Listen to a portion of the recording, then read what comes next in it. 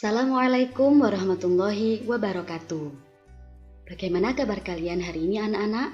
Semoga kita semua selalu dalam keadaan sehat walafiat dan dalam perlindungan Allah SWT. Sebelum memulai pembelajaran pendidikan agama Islam, marilah kita baca basmalah bersama-sama terlebih dahulu. Bismillahirrahmanirrahim. Hari ini kita akan belajar bersama pelajaran ke-7 tentang qada dan qadar. Mari kita ikuti bersama pembelajaran pendidikan agama Islam, pelajaran ke-7 yaitu tentang qada dan qadar dengan baik. Percaya kepada qada dan qadar merupakan rukun iman yang ke-6. Kemudian pengertian dari qada. Qada adalah keputusan atau ketetapan terhadap suatu ketentuan yang telah ditetapkan oleh Allah SWT bagi makhluknya sejak zaman azali. Qada tidak dapat diubah dan tidak dapat ditunda atau dimundurkan. Dalam Quran Surat Al-Hadid ayat 22, Allah telah menjelaskan, Bismillahirrahmanirrahim, Ma asaba min musibatin fil ardi wala fi anfusikum illa fi kitabim min qabli an nabra'aha inna dzalika 'ala Allahi yasir. Artinya, setiap bencana yang menimpa di bumi dan yang menimpa dirimu sendiri, semuanya telah tertulis dalam kitab Lauhul Mahfuz sebelum kami mewujudkannya. Sungguh yang demikian itu mudah bagi Allah. Quran Surat Al-Hadid ayat 22. Kemudian tentang contoh dari qada. Qada adalah sesuatu kejadian yang tidak dapat diubah atau tidak dapat ditunda. Berikut adalah contoh-contoh qada. Yang pertama, matahari terbit dari arah timur dan tenggelam di arah barat. Yang kedua, lahirnya bayi ke bumi. Kemudian yang ketiga, matinya seseorang. Itu juga merupakan qadanya Allah, tidak dapat dimajukan atau dimundurkan. Kemudian, hikmah beriman kepada qadanya Allah. Seseorang yang beriman kepada qada akan bersikap dan berperilaku antara lain sebagai berikut. Yang pertama, datang ke sekolah atau kegiatan lainnya tepat waktu.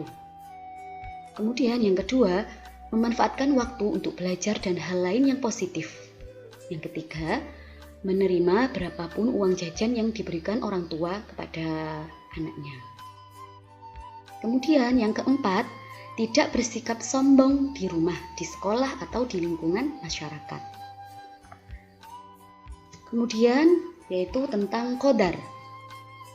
Qadarnya Allah adalah segala ketentuan Allah yang telah berlaku terhadap semua makhluknya.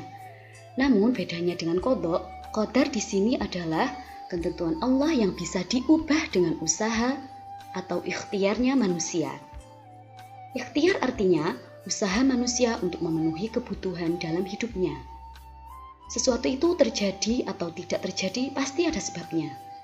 Kita bekerja keras hingga berhasil dan sukses. Keberhasilan usaha bergantung pada gigih atau tidaknya usaha kita. Jadi qadar di sini adalah ketetapan yang bisa diubah dengan usaha manusia. Seperti firman Allah di dalam Quran Surat Ar-Ra'd ayat 11. Bismillahirrahmanirrahim.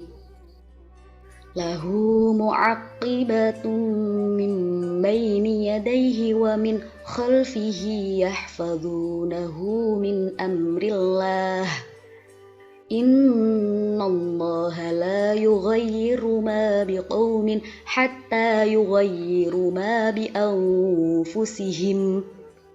Wa idza aradallahu biqaumin su'an fala maraddalah wa ma lahum min dunihi min wal. Artinya, Baginya manusia, ada malaikat-malaikat yang selalu menjaganya bergiliran, dari depan dan belakangnya. Mereka menjaganya atas perintah Allah. Sesungguhnya Allah tidak akan mengubah keadaan suatu kaum sebelum mereka mengubah keadaan diri mereka sendiri. Dan apabila Allah menghendaki keburukan terhadap suatu kaum, maka tak ada yang dapat menolaknya dan tidak ada pelindung bagi mereka selain Dia. Quran Surat A'raf ayat 11. Contoh-contoh qadar. Yang pertama, menjadi pintar dan menjadi juara kelas karena belajar dan berdoa. Contoh yang kedua, menjadi juara lomba pidato atau juara lomba cerdas cermat karena gigih berlatih. Yang ketiga, menjadi anak yang disenangi dalam pergaulan karena ramah dan suka menyapa kepada siapa saja. Jadi Allah tidak akan mengubah suatu keadaan kecuali karena usaha manusia itu sendiri. Itu adalah contoh dari qadar. Kemudian hikmah. Hikmah beriman kepada qadar yang pertama, menyadari bahwa semua cita-cita yang diinginkan harus diusahakan. Yang kedua, memiliki rasa percaya diri dalam menghadapi tugas, misalnya mengerjakan PR sendiri. Kemudian yang ketiga, giat dan disiplin dalam belajar. Misalnya, sebelum berangkat tidur harus belajar terlebih dahulu. Jadi, cita-cita itu tidak langsung kita peroleh, tidak bisa kita gapai tanpa adanya usaha yang sangat keras. Hikmah yang bisa diambil dari beriman kepada qadarnya Allah. Sekian untuk pembelajaran hari ini. Semoga kita semua bisa mengambil hikmah dari pelajaran beriman kepada qada dan qadar. Semoga apa yang kita pelajari hari ini bermanfaat pada diri kita sendiri dan bermanfaat pada orang lain. Kita baca hamdalah bersama-sama. Alhamdulillahirabbil alamin. Wassalamualaikum warahmatullahi wabarakatuh.